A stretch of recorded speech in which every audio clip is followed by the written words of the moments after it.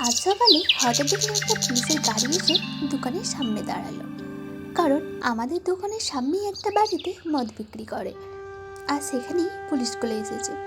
তো সব খোঁজাখুঁজির পরে তেমন কিছু পায়নি, কারণ পুলিশ আসার আগেই তারা সব কিছু জানতে পেরে যায়, সব কিছু লুকিয়ে রাখে।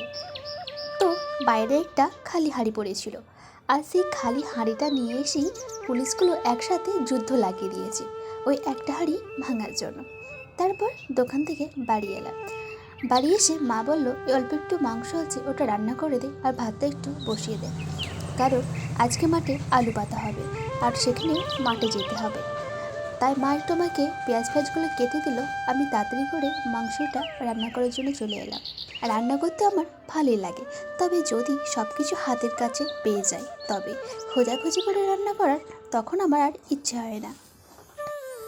দেখতে দেখতে সব মশলাগুলোও দিয়ে দিলাম। মাংসটা এভাবেই কষিয়ে রান্না করব, কারণ মাংসের ঝোল আমাদের বাড়ির কেউই পছন্দ করে না। আর ওদিকে অল্প একটু ভাত দিয়ে দিয়েছি, অল্প একটু ধনেপাতা দিয়ে দিলাম।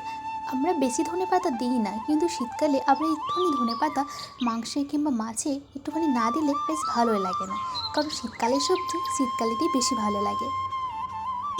কথা বলতে বলতে আমার মাংস রান্নাটাও মোটামুটি হয়ে গেছে।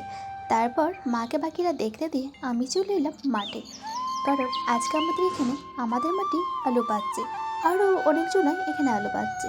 আর আজকে মেঘলা আবহাওয়া, হালকা হালকা বৃষ্টিও পড়ছে মাঝে মাঝে।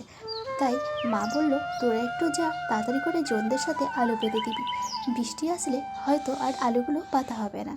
এই জন্য চলে এলাম মাঠে।